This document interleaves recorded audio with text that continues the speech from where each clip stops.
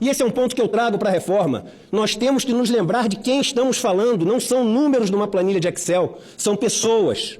Eu tenho viajado o país e morado em comunidades carentes. E vi, por exemplo, no sertão do Ceará, terra do nobre senador, famílias, casas onde morei, senador, que economizam a descarga o dia inteiro para dar descarga uma vez à noite somente, porque não tem água para dar descarga. Vi no sul crianças que tomam banho pulando debaixo da água fria, chorando para poder ir à escola porque não podem ter água quente. E são essas famílias que nós estamos cortando R$100 por mês e que imediatamente estarão desequilibradas e imediatamente terão que recorrer aos bancos, que cobram taxas de mais de 300% ao ano nos seus empréstimos para essas pessoas. Agora, o pior de tudo isso em relação ao abono salarial é o fato do governo, do partido do governo, nas eleições, ter prometido no documento oficial que consta do site do TSE, esta é uma página que eu tirei do site do TSE, Programa de Governo Oficial do presidente Jair Bolsonaro e seu partido PSL no primeiro turno das eleições.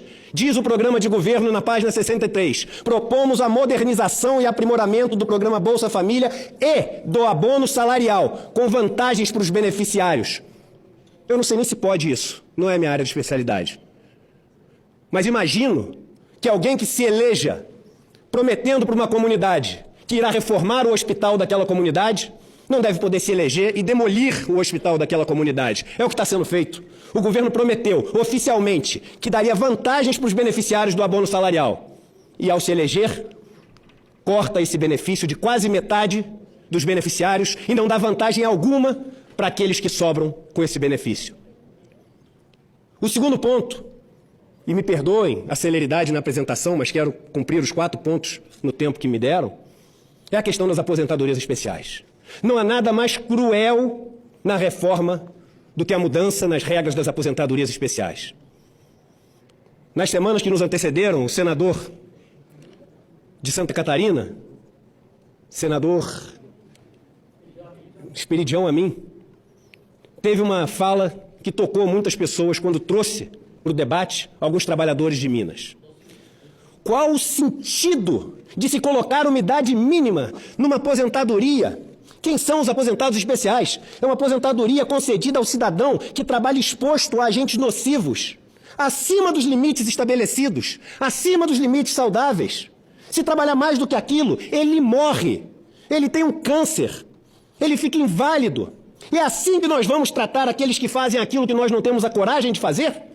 Aquilo que nenhum de nós se dispõe a fazer, mas aquilo que todos nós usamos? Estamos falando de pessoas, vamos lembrar, para não esquecer que não estamos falando de números, de uma planilha, que trabalham com extração e beneficiamento de minerais radioativos, por exemplo, que trabalham com exposição permanente a níveis de ruído altíssimos, que extraem mercúrio, que trabalham em atividades do subsolo, que fabricam queimadores e reatores nucleares, que extraem rochas amiantíferas, que fabricam tubos de raio-x e que trabalham com marteletes pneumáticos. Ah, mas nós colocamos na PEC paralela. A PEC paralela, para mim, me perdoe os senadores e senadoras, a quem eu tenho todo o respeito e gratidão por estarem representando os 200 milhões de brasileiros nesse plenário. Mas a PEC paralela, para mim, significa uma tentativa de ter meia coragem. E não existe meia coragem. Ou se tem coragem ou não se tem coragem. Se tivermos a coragem, não deixamos passar as maldades que existem nessa PEC. Não deixamos por um dia desassistidos as pessoas que precisam da nossa proteção. Coincidência ou não, temos 6 homens brancos ricos aqui discutindo essa previdência. Nenhuma mulher, nenhum negro. Num país que é majoritariamente composto por mulheres e por negros. Na pensão por morte, estamos penalizando as mulheres, que são a grande maioria dos inativos. E estamos dando, vamos lembrar a essas mulheres, 4 cortes consecutivos. Ninguém fala isso. Imagine uma mulher cujo marido morreu aos 65 anos, depois de 20 anos de trabalho.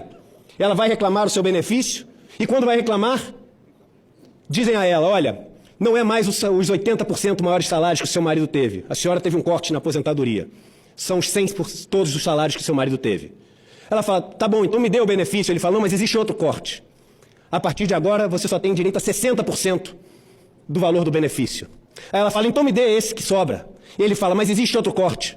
A partir de agora, a senhora só poderá ter 60% porque a senhora não tem dependente. E ela, desesperada, fala, então me dê o que sobra. E ele fala, mas existe mínimo de aposentadoria e então terá esse outro corte. 4 cortes consecutivos. Estamos falando sobre a proteção daqueles que, quando não tem mais a quem pedir ajuda, não tem mais com quem contar, tem somente a ajuda do grupo. E é essa a definição de nação, um grupo. Se em algum momento deixarmos de lado parte desse grupo, se em algum momento deixarmos desassistidos nossos irmãos e irmãs que vivem nas condições mais difíceis deste que é um dos países mais desiguais do mundo, não deveríamos ter mais o direito de chamar este país uma nação. Concluo, senador, dizendo que é um momento de menos vaidade. Não é uma disputa do Eduardo com Paulo, com Rogério Marinho. É uma disputa de ideias e argumentos. E quem sairá perdendo ou ganhando não é nenhum de nós que está aqui. São centenas de milhões de brasileiros. É um momento de menos vaidade e mais verdade. Nos provérbios da Bíblia, diz-se que, mesmo aos inimigos, se tiverem fome, temos que dar o de comer. E se tiverem sede, temos que dar o que de beber. O que dirá aos nossos irmãos e irmãs que compõem nossa nação? Vamos ter a coragem de mudar o que tem que ser mudado na PEC, que deve voltar à Câmara e conter os pontos que protegem os milhões e milhões de brasileiras que dependem das nossas decisões acertadas. Muito obrigado a todos vocês. Muito obrigado, doutor Eduardo Moreira.